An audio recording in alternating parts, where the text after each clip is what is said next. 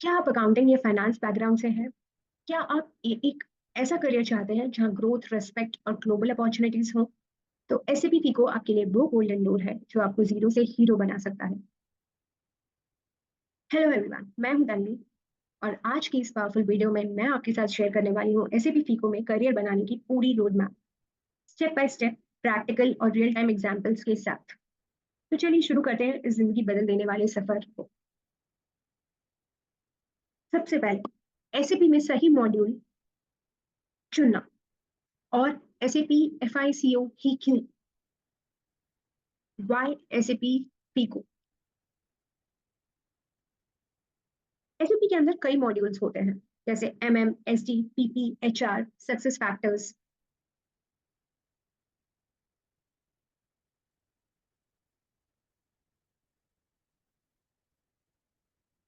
पर अगर आपकी strength finance, accounting, taxation, costing या बजटिंग है, तो एसएपी फीको आपके लिए सबसे सही चॉइस है।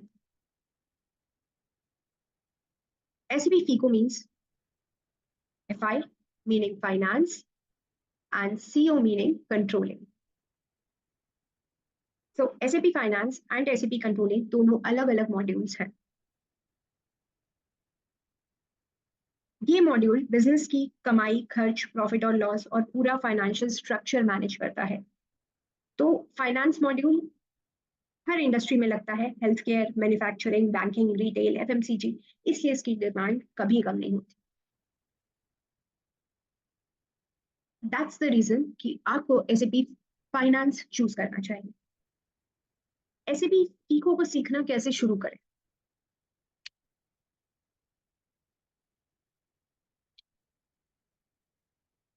स्टार्ट करने के लिए आपको चाहिए एक सॉलिड प्लान और सही मार्गदर्शक। तीन रास्ते होते हैं। यूट्यूब से सीखना फ्री है, पर स्कैटर्ड नॉलेज है, स्ट्रक्चर्ड नहीं है, नॉट स्ट्रक्चर्ड। सेकेंड, बुक से पढ़ना। कॉन्सेप्ट कॉन्सेप्ट स्ट्रांग होंगे पर हैंड्स ऑन नहीं मिल पाएगा, तो no hands on. Third, live training लेना, बेस्ट ऑप्शन। गाइडेड लर्निंग होती है, प्लस प्रैक्टिकल एक्सपोजर होता है।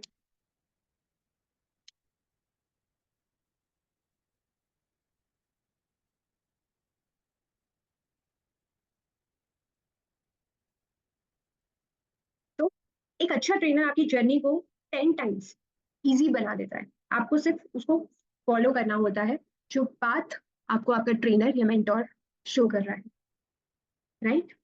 थर्ड, ट्रेनिंग की ड्यूरेशन क्या होनी चाहिए? ट्रेनिंग ड्यूरेशन, कितना समय लगेगा एक्सपर्ट बनने में? ऐसे भी टीकों को अच्छे से सीखने में कम से कम 2 महीने लगते हैं। आइडियल शेड्यूल है 2 मंथ्स। टाइमिंग डेली का है तो 1.5 आवर्स, या फिर वीकेंड्स में है तो 2-3 घंटे। ये ये टाइम आपके ऐसे भी फाउंडेशन को बहुत स्ट्रॉन्ग कर देगा फॉर बिल्डिंग योर ऐसे भी फाउंडेशन। बशर्ते आप कंसिस्टेंट है एंड रेगुलर है।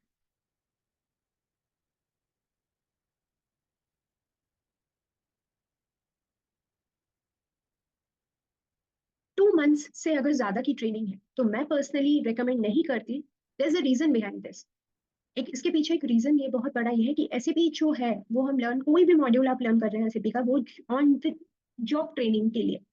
तो आप उसको 2 महीने में सीख लीजिए और फिर इंटरव्यूज की तैयारी करिए।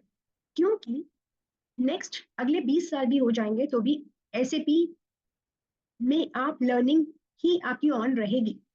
ओके, तो इसलिए 2 मंथ से ज्यादा की ट्रेनिंग नहीं करी, क्योंकि बहुत जगह मैंने देखा है वो लोग क्या करते हैं कि ट्रेनिंग तो दे रहे हैं, बट देन 3 महीने की, 4 महीने की, 5 महीने की, बट देन लोग इंटरव्यू क्लियर नहीं कर पाते ट्रेनिंग के बाद भी, क्योंकि इतने टाइम में एक बोर्डम आ जाता है। ठीक है, लाइक ट्रेनर तो डिलीवर कर रहा है, पर आप कितना उसको कंसिस्टेंटली फॉलो कर रहे हैं ट्रेनिंग को, that is more important. Okay, next is syllabus. अब बात आती है क्या क्या सीखना होता है इसमें syllabus.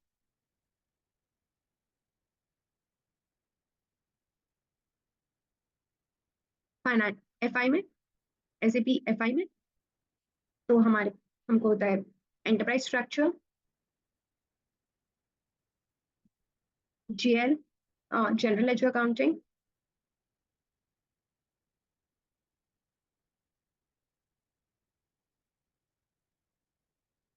Accounts payable, accounts receivable, asset accounting, bank bank accounting, taxes, फिर इंटीग्रेशन होता है फाइनेंस का मटेरियल मैनेजमेंट मॉड्यूल के साथ, एसएपी में ही फाइनेंस का इंटीग्रेशन सेल्स डिस्ट्रीब्यूशन के साथ।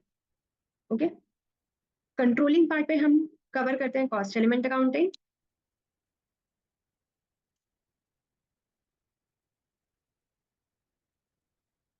Cost centre accounting and profit centre accounting, internal orders, month end closing activities, year end closing activities, this is extra stuff। हर टॉपिक में आता है theory plus configuration plus transaction plus interview questions. तो theory plus configuration plus transactions plus interview questions.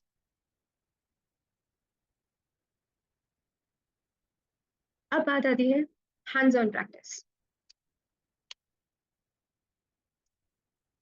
जो सीखा है उसे बार बार system में अप्लाई करना है।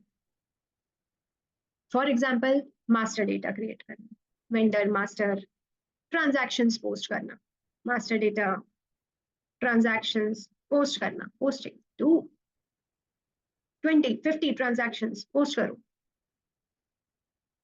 कॉन्फ़िगरेशन स्टेप्स,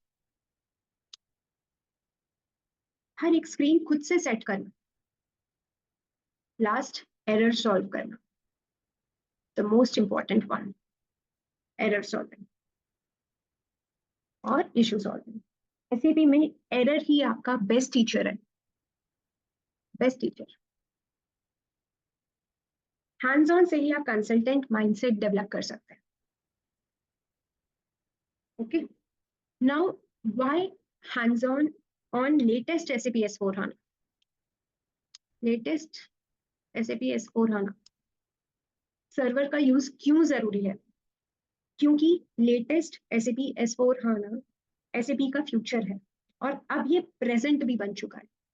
ओके, तो टेक्निकलिटीज में अभी हम नहीं जाएंगे, but since this is present and this is the future, क्योंकि ये प्रेजेंट और फ्यूचर है तो हमको हाना पर ही चलना है। अगर आपकी ट्रेनिंग ईसीसी पर हुई है तो आप ईसीसी पर अगर आपकी ट्रेनिंग हुई है तो आप आउटडेटेड नॉलेज के साथ मार्केट में आएंगे। ओके, S/4HANA का सर्वर यूज करना आपको कंपटीशन में एज होता है। Last one, next, problem solving skills, जो कंसल्टेंट की एक्चुअल पहचान है, problem solving skills. Okay, consultant वही होता है जो सिर्फ बताता नहीं है बल्कि प्रॉब्लम्स सॉल्व करता है। इसके लिए आपको चाहिए बिजनेस प्रोसेस की knowledge, business process knowledge, SAP में उसकी कॉन्फ़िगरेशन कैपेबिलिटी,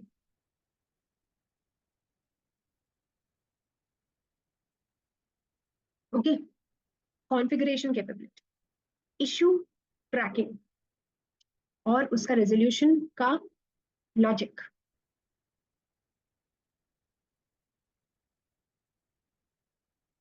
दिस लॉजिक बहुत इंपॉर्टेंट है। क्लाइंट से communication, so form skills most important आपको चाहिए। उस मतलब one of the skills is documentation skills. Documentation अच्छा होना चाहिए। प्रॉब्लम सॉल्विंग सीखने के लिए रियल बिजनेस सिनेरियोज पर काम करना बहुत जरूरी है। ओके, जब तक इश्यूज आएंगे नहीं तब तक आप उसको सॉल्व करेंगे नहीं, और जब तक वो सॉल्व करेंगे नहीं तब तक आप कंसल्टेंट बनेंगे नहीं। ओके, नेक्स्ट, एंड यूजर और कंसल्टेंट। तो एंड यूजर एसएपी में डेटा एंटर करता है। एंड यूजर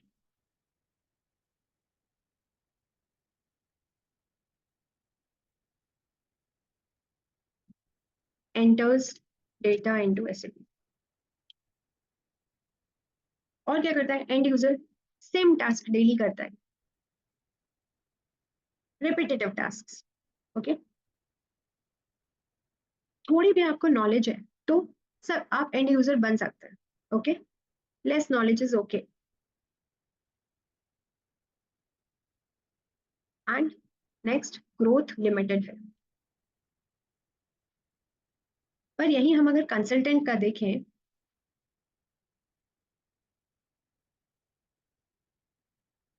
तो कंसल्टेंट क्या करता है? एसएपी को कॉन्फ़िगर करता है, मतलब सिस्टम रेडी करता है ताकि एंड यूजर वर्क करना, डेली का काम करना स्टार्ट कर सके। ओके, ये सेम टास्क डेली करता है। कंसल्टेंट क्या करता है? नए क्लाइंट के लिए नया सोल्यूशन बनाता है।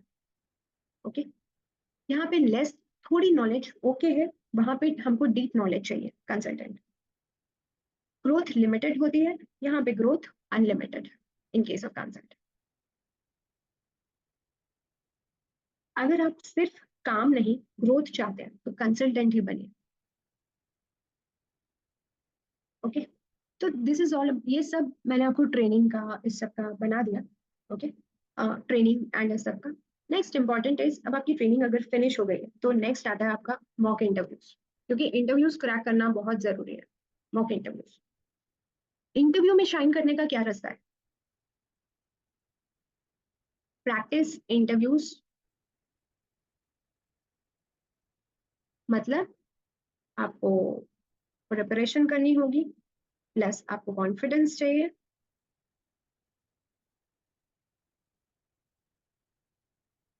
Plus fluency. तो एक रोड मैप बनाइए, उसका भी डेली 5 क्वेश्चन के आंसर तैयार करिए। एचआर और टेक्निकल राउंड दोनों के लिए प्रिपेयर करिए।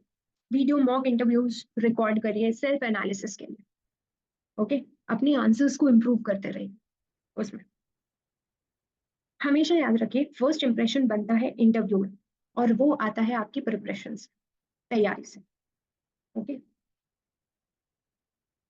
Last, system practice.